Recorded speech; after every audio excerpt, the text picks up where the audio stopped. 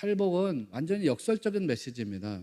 마태복음 5장 1절부터 11절까지를 보면 복이 있나니 복이 있나니 복이 있나니 이 표현이 무려 9번이 나오거든요. 그런데 예수님께서 말씀하신 첫 번째 팔복의 첫 번째 메시지가 뭐냐면 3절 심령이 가난한 자는 복이 있나니 천국이 그들의 것이며 라는 말씀이에요.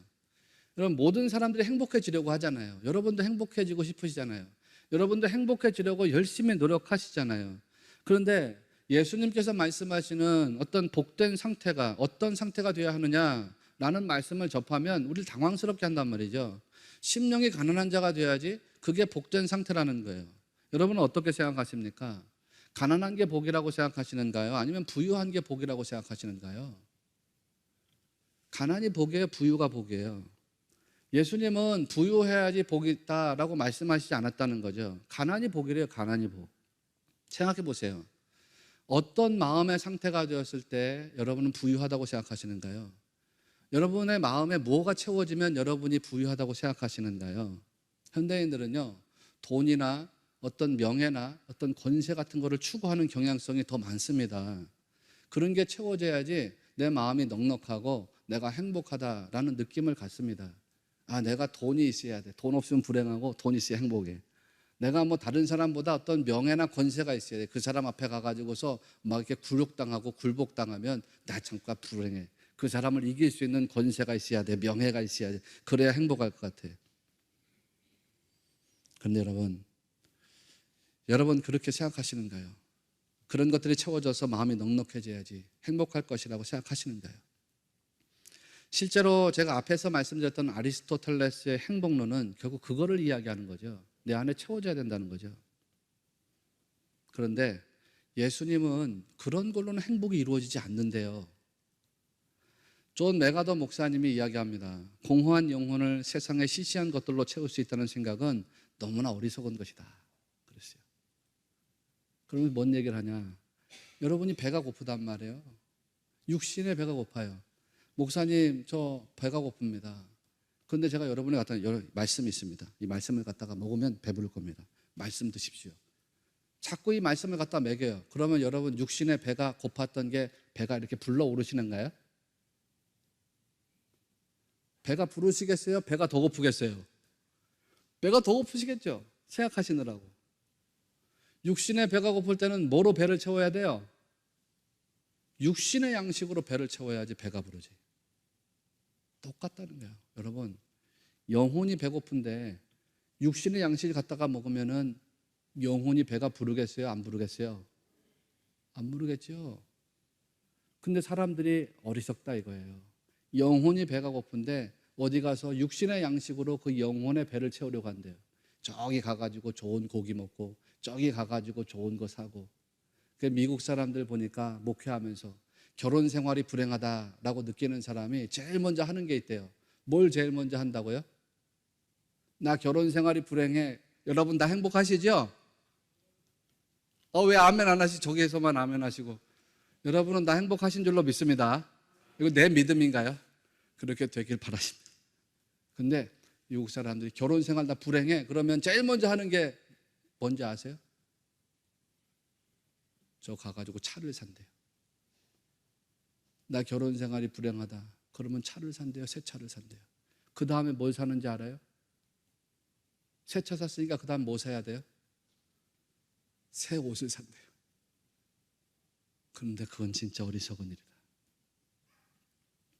사람들은 마음이 어떤 세속적인 것들로 채워져서 부유해지면 행복할 거다 이렇게 생각합니다. 그런데 성경은 완전 반대입니다. 마음이 가난해져야지 복이 있다 그렇게 말씀합니다. 자아가 깨지고 부서져서 낮아지고 낮아질 때에 천국이 소유된다 이 말씀입니다.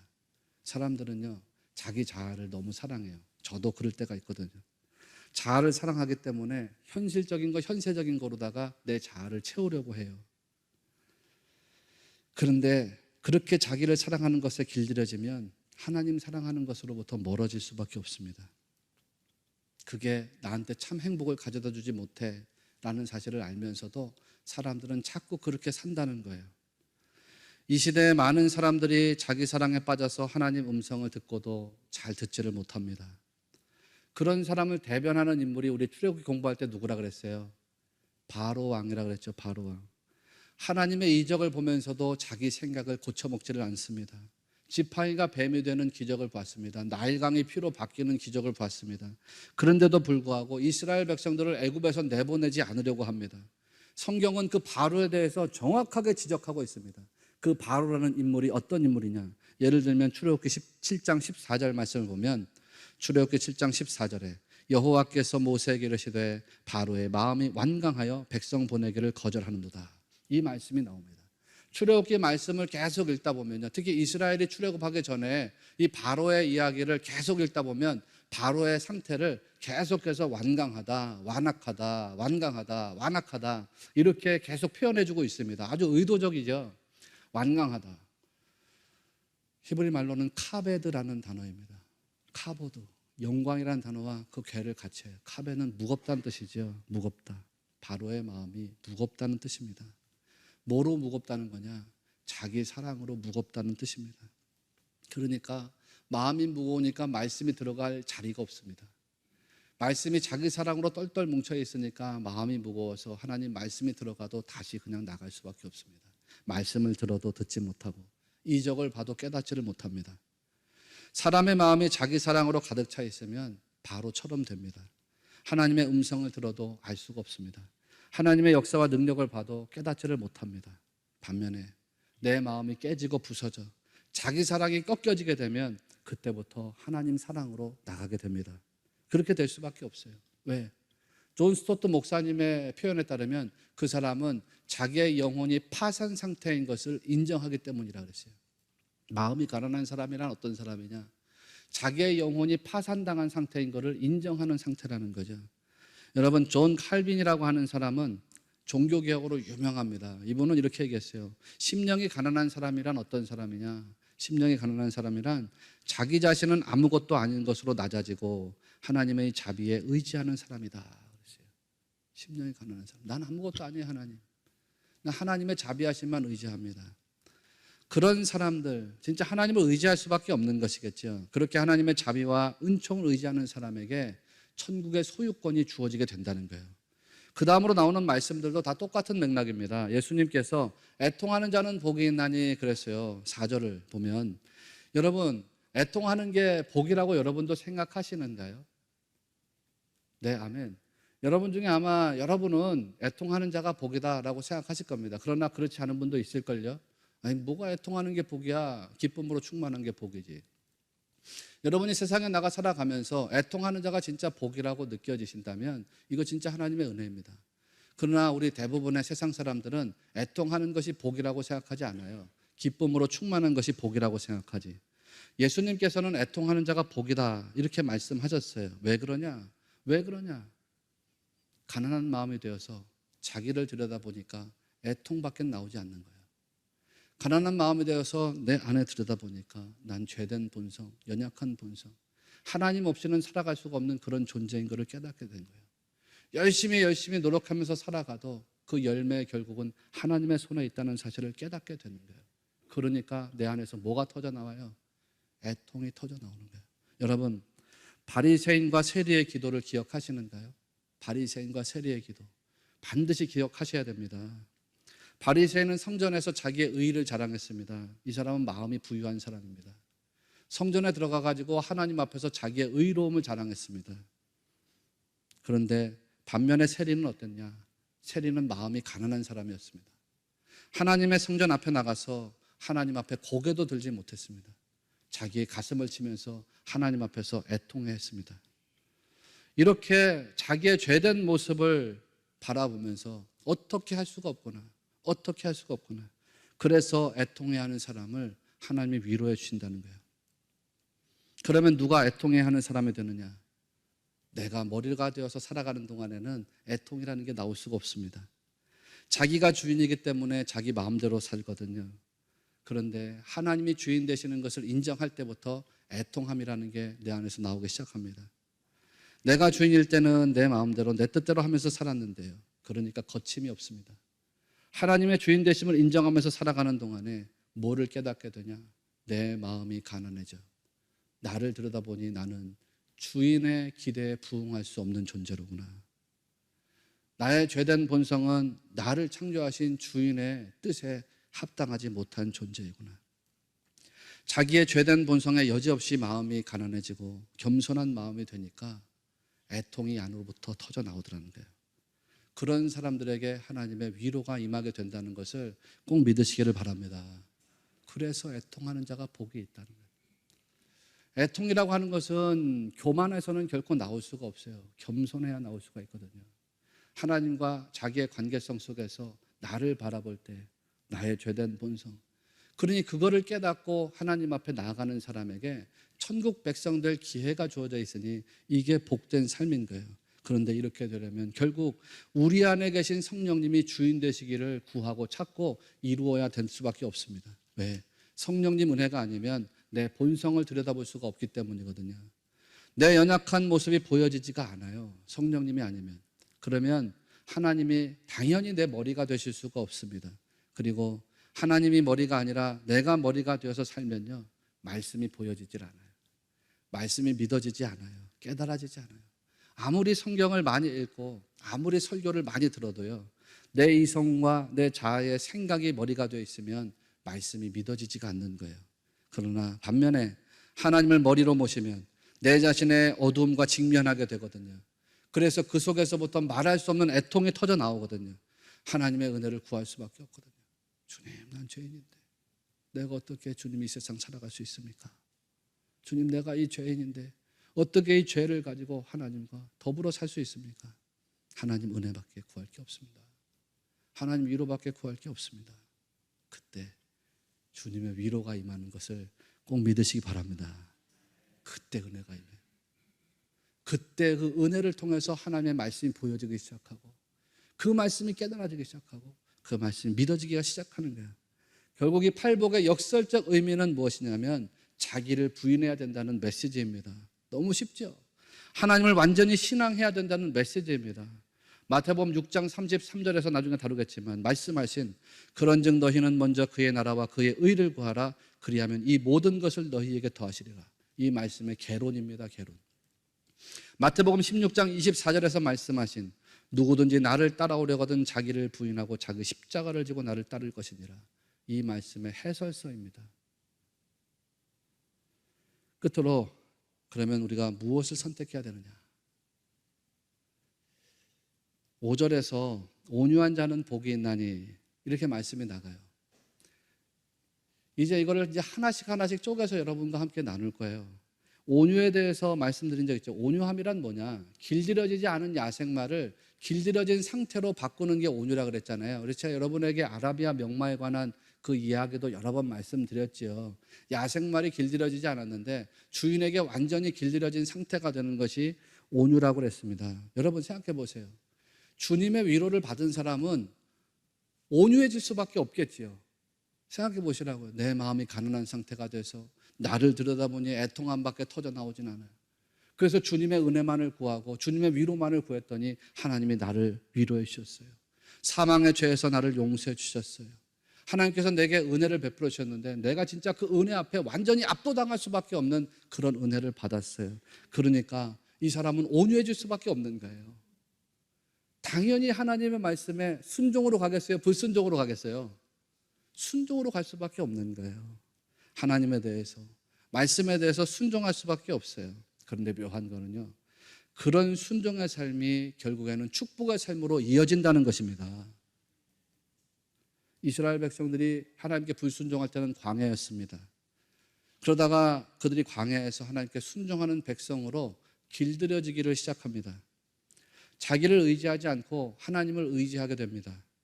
그러니까 하나님께 불순종했을 때는 광야였는데 광야를 통해서 길들여지고 하나님께 순종하는 백성이 되었습니다. 하나님 의지하는 백성이 되었습니다. 그래서 어떻게 되느냐? 젖과 꿀이 흐르는 약속의 땅을 기업으로 받았습니다. 그래서 5절 말씀에 예수님이 온유한 자는 복이 있나니 그들이 무엇을 기업으로 받을 것이요? 땅을 기업으로 받을 것이요 라고 말씀하신 거예요. 이렇게 팔복이라고 하는 게요, 다 하나씩 연결이 되어 있습니다. 마음이 가난한 것으로부터 출발해서 애통하는 자가 되고, 애통하는 자는 위로를 받고 위로받은 자는 온유해지고, 온유해지니 땅을 기업으로 받는다는 거죠. 이렇게 다 하나씩 하나씩 귀납법적으로 연결이 돼 있어요. 그래서 요한 크리소스톰이라고 하는 분은 이런 관계성을 갖다가 일종의 황금 사슬이다 이렇게 이야기했어요. 황금 사슬. 진짜 이 사슬로다가 다 엮여져 있다는 거죠. 귀한 말씀. 모든 말씀이 한결같이 다 연결이 되어 있습니다. 6절을 보면 의에 줄이고 목마른 자는 복이 있나니 또 이런 말씀이 나와요. 여기서 말하는 의라는 게 뭐겠어요? 이거는 세상이 말하는 정의가 아닙니다. 공평이 아닙니다. 여기서 말하는 의는 하나님의 의입니다.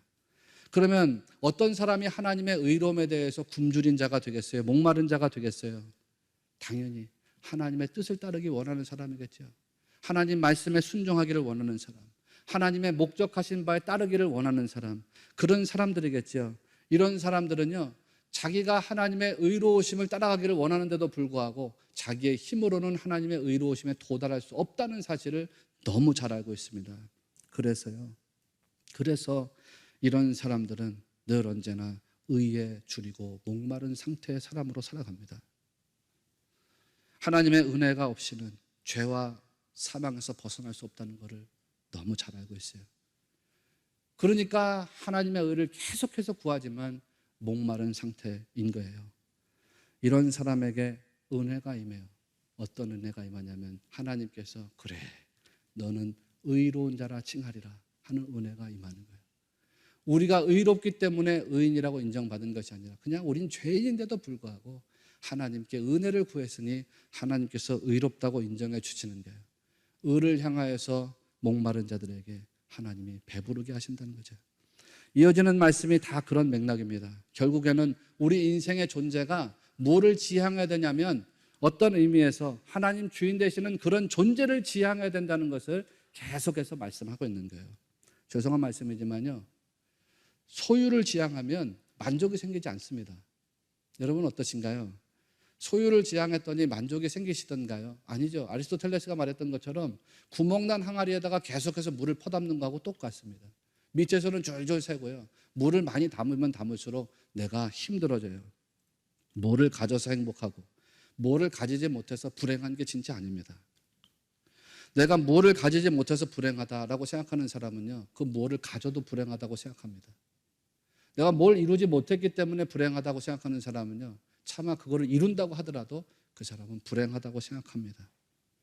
소유, 어떤 소유를 지향하는 인생이 되는 것이 아니라 하나님 주인 되시는 존재, 그 존재를 지향하는 우리 신에게 성숙한 성도들이 다 되시기를 바랍니다. 오늘 설교 제목이요, 행복은 소유에 있는 게 아니라 존재에 있다라고 그랬잖아요.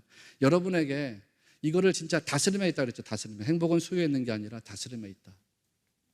근데 여러분에게 이 다스림이 이루어지는 존재가 되어야 된다는 이야기를 참 여러 번 말씀드렸습니다. 그러면 어떻게 그런 존재가 될 수 있을까? 성경의 교훈은 아주 분명해요. 자기를 부인해야 한다. 자기를 부인해야 한다. 자기를 붙잡고 있으면 계속해서 소유를 쫓아가게 돼 있어요. 여러분 그렇죠?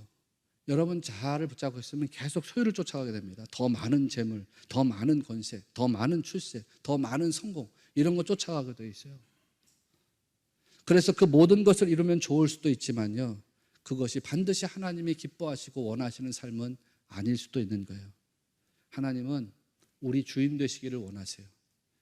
여러분이 가진 모든 소유와 성공과 출세와 권세가 하나님에게 있다는 것을 고백할 때 하나님이 기뻐하신다는 것을 믿으셔야 됩니다. 그런데요, 이거는 자기를 부인할 때에 이루어져요. 자기를 부인할 때.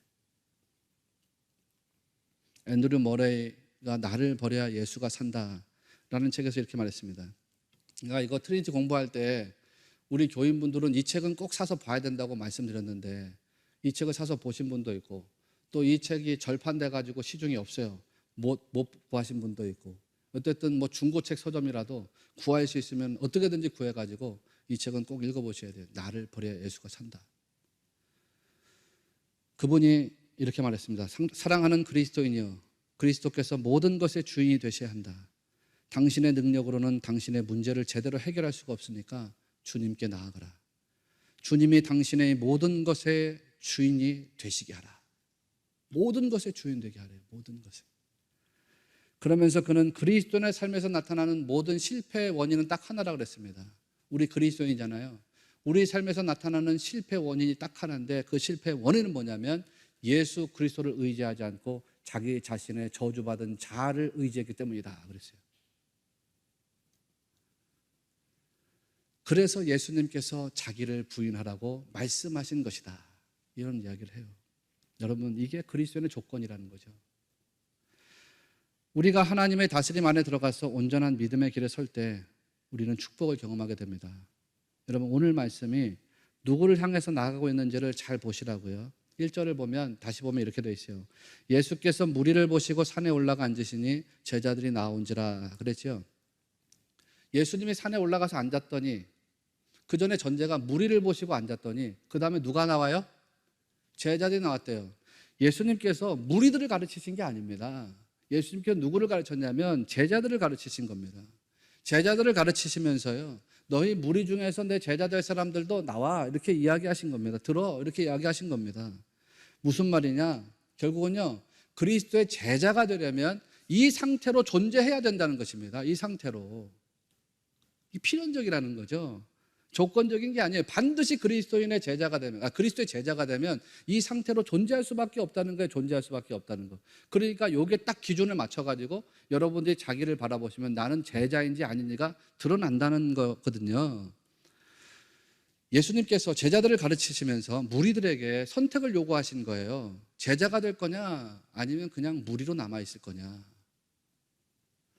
출애굽 백성을 시내산으로 인도하신 하나님께서 이스라엘 백성들에게 말씀을 하셨습니다. 그때에 이스라엘 백성들이 하나님 말씀하신 것에 응답했습니다. 출애굽기 19장 8절을 보면 백성이 일제히 응답하여 이르되 여호와께서 명령하신 대로 우리가 다 행하리이다. 하나님, 우리가 다 하나님 나라 백성이 되겠습니다. 이렇게 응답한 겁니다. 여러분 어떠신가요?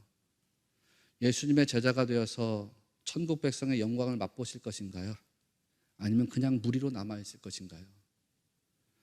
이제 마태복음 5장부터는요, 선택의 순간이 계속해서 우리에게 요구되어집니다. 어떤 존재로 있을 것이냐. 성 어거스틴이라고 하는 분이 사랑의 질서라는 표현을 사용했다고 말씀드렸어요. 새벽에 말씀드렸는데 The Order of Love라고 해서 사랑의 질서가 있대요. 그 사랑의 질서가 있는데 사람이 이 사랑의 질서를 잘 지키면 행복이 들어오고 사랑의 질서를 지키지 못하면 카오스, 혼돈이 들어온다는 거예요. 사랑의 질서가 있는데 그 사랑의 질서에서 제일 먼저 인간이 사랑해야 될 대상이 누구라고 했어요? 제일 먼저 누구를 사랑해야 한다고요? 그래, 하나님을 사랑해야 한대요. 사랑의 질서. 하나님을 제일 먼저 사랑해. 그 다음에 인간을 사랑하고, 그 다음에 동식물을 사랑하고, 그 다음에 재물을 사랑해라. 이런 식이에요. 이 순서가 뒤바뀌게 되면 그 인생에 혼란이 들어온대요. 불행이 들어온대요. 하나님 제일 사랑하고 인간을 사랑해야 되는데 인간을 사랑하고 하나님을 사랑하면 카오스가 들어와요. 인간을 사랑하고 동식물을 사랑하고 재물을 사랑해야 되는데 재물을 사랑하고 인간을 사랑하면 카오스가 들어와요. 전쟁과 폭력이 다 그런 것 아닙니까? 질서가 지켜질 때, 하나님 사랑하는 질서가 지켜질 때 행복에 들어온대요. 여러분, 성도는 하나님 사랑하는 것에 제일 우선을 둬야 됩니다. 그러면 나머지는 다 따라붙게 돼 있거든요, 사실. 그런데 내가 하나님을 제일적으로 사랑하려면 뭐가 이루어져야 되느냐? 자기 부인이 이루어져야 돼요. 하나님, 내가 나를 보니까 나는 아닌 것입니다. 나는 하나님 없이는 존재할 수가 없습니다. 나는 은혜가 없이는 살 수가 없습니다. 그런데 하나님, 내게 은혜 주시니 그게 얼마나 감사한지 모르겠습니다. 나를 사랑하시고 구원하시니 그게 얼마나 감사한지 모르겠습니다. 그러니 내가 하나님을 사랑합니다. 자기의 죄된 본성, 연약한 본성을 깨달아야 됩니다. 그래서 하나님 은혜를 깨닫고 주님 주인 되심을 인정할 때, 그때 하나님 사랑으로 나갑니다. 여러분 인생의 주인됨이 누구에게 있습니까? 여러분에게 있으신가요? 아니면 하나님에게 있으신가요? 하나님의 주인 되심, 예수 그리스도의 주인 되심, 성령님의 주인 되심을 인정하시기를 바랍니다. 그게 믿음의 기초예요. 그 믿음으로 여러분이 복된 성도의 삶을 이루게 되시기를 주님의 이름으로 축원합니다. 축원합니다.